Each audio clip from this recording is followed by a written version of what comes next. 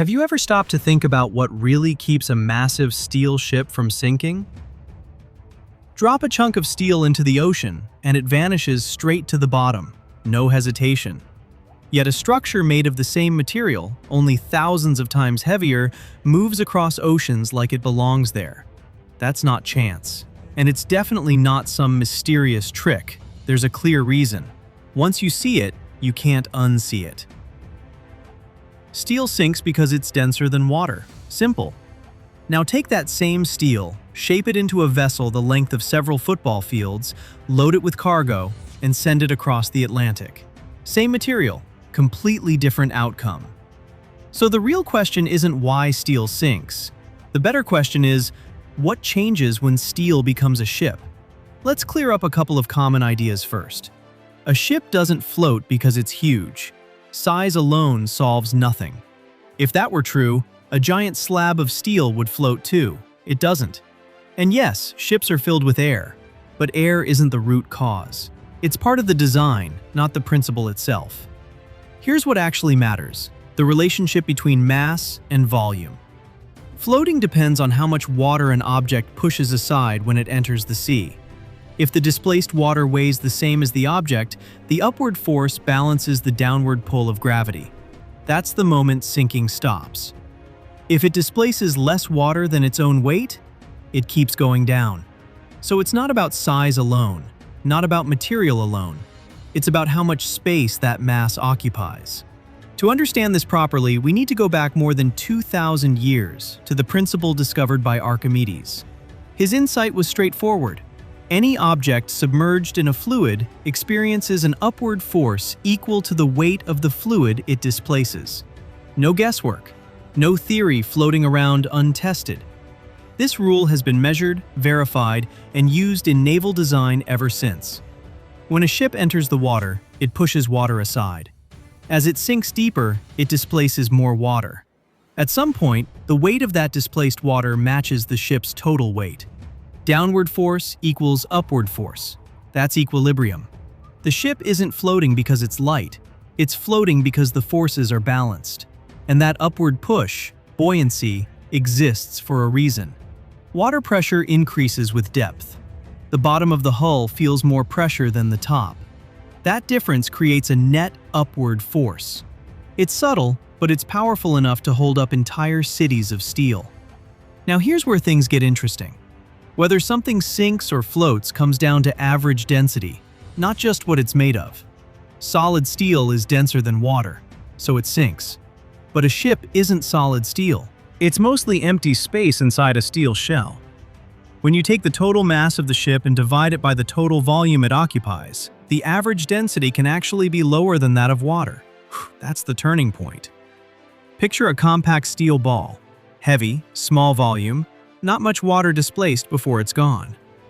Now picture a massive hollow hull. Same material but spread out over a huge volume. It pushes aside far more water. If that displaced water weighs the same as the ship, it stays afloat. Same steel, different geometry, completely different result. But floating is only half the story. A ship can float and still be unstable. That's where engineering really steps in. Stability revolves around three key points: the center of gravity, where the ship's weight is concentrated, the center of buoyancy, where the upward force acts, and the metacenter, which determines whether the ship naturally rights itself when tilted. When a wave causes the ship to lean, the underwater shape changes. That shifts the center of buoyancy. The shift creates a restoring force that tries to bring the ship upright again. For that restoring force to work, the center of gravity must stay below the metacenter. If the center of gravity rises too high, stability weakens. That's why cargo placement matters so much. Stability isn't about hope. It's calculated down to exact numbers. This also explains why ships survive countless waves, and why they can still capsize if certain limits are crossed. One major risk is flooding.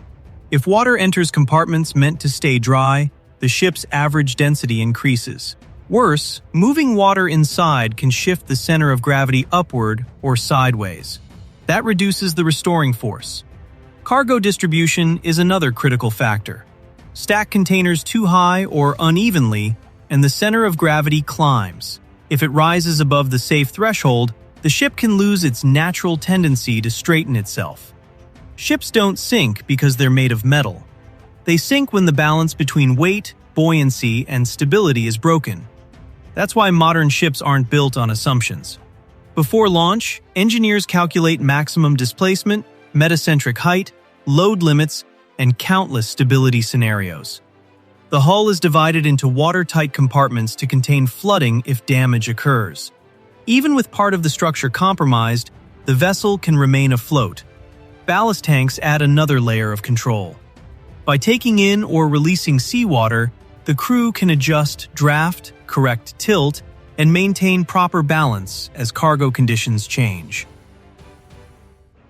Submarines use the exact same principle, but actively. They adjust their density to dive or surface. Same physics, different purpose. At sea, a ship isn't just sitting on top of the water. It's partially submerged, surrounded by pressure on all sides. Because pressure increases with depth, the bottom of the hull experiences more force than the top. That imbalance creates buoyancy. The ship sinks only until the displaced water weighs exactly as much as it does. Then it stops. Perfect balance. In the end, what keeps hundreds of thousands of tons above the ocean floor isn't lightness. It's precision.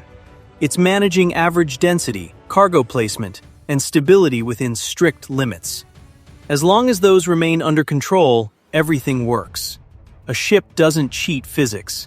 It succeeds because it follows the rules exactly. If you found this explanation useful, subscribe, leave a like, and turn on notifications so you don't miss the next deep dive.